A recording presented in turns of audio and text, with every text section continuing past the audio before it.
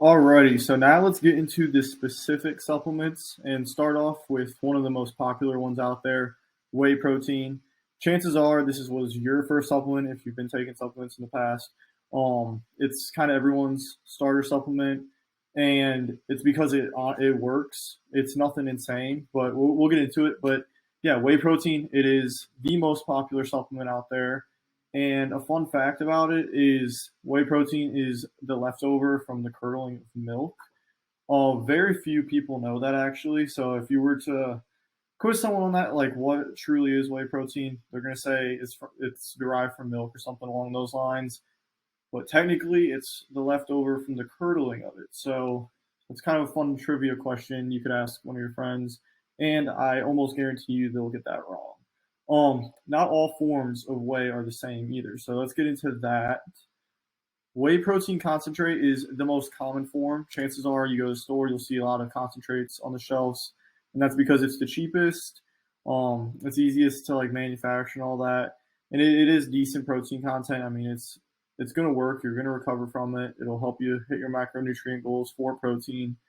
But the downside of concentrate whey is that it's high in lactose content and it's more difficult to digest than the alternatives. So if you ever hear people complain about protein shakes upset their stomach, or they get super bloated from protein shakes, they just don't feel good, it's probably because they're taking a concentrate whey, and it is just overall harder on your digestive system. So to kind of combat that, there's whey protein isolate, which in my opinion, it's the best all around form of whey because it is, there's refined lactose sugars in it. So it's much easier to digest.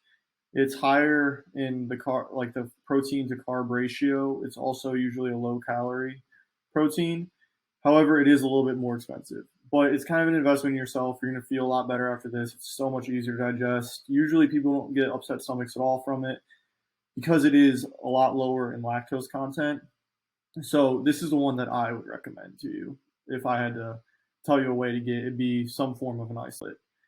And then lastly, the third form of whey protein is whey protein hydrolysate, which is the highest quality, meaning it's also the most expensive.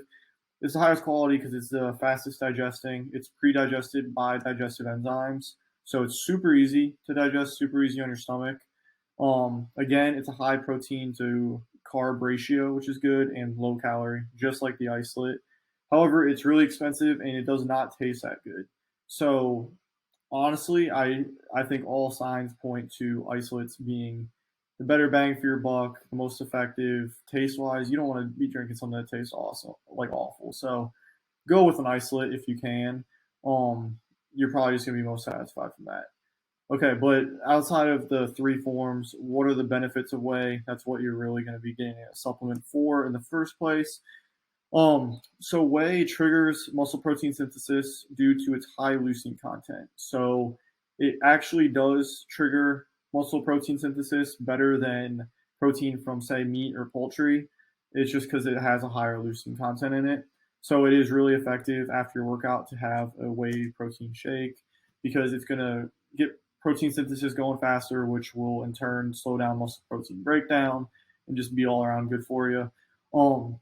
In whey, also, like I said, it just helps meet your protein goals. So if you're one to struggle to hit your protein every day, you're trying to put on muscle, you just can't hit your protein. You don't eat a lot of meat. You don't eat many high protein sources. It's really great for that. It's going to be relatively low calories, so you're not going to get a lot of carbs and fat from it. It'll just boost up your protein. So it really is great for that, and that's why I recommend it to most people, just because a lot of people don't eat enough protein throughout their day.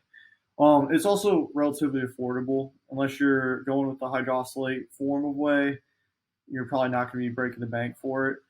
So those are kind of the benefits. Typical dose, usually it's like 1 to 2 scoops. It depends on the brand and all that, how many grams of protein per scoop.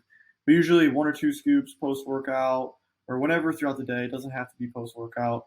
But that'll get the job done. You don't want to do much more than 2 scoops because if you're over like that 30 to 40 gram threshold, your body might not be utilizing that protein as effectively. So while there isn't like a maximum on how many scoops you can do throughout the day, obviously you wouldn't want to have only protein shakes throughout the day. That wouldn't be very, I don't know, you probably wouldn't feel very good from that. But just don't do more than 2 scoops in maybe an hour or two period, just because it's not going to be the most effective way to go about it. And you might be wasting your money. So that's really all I have on whey protein. It's really a pretty basic supplement. There's not much to it.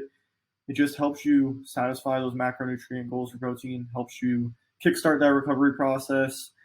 And yeah, isolate is the way to go. If you can go with an isolate, concentrate's all right as well. If you can handle the digestion of it, I know a lot of people get upset stomachs from it. So yeah, that's pretty much all I have for whey protein. And next up is going to be creatine.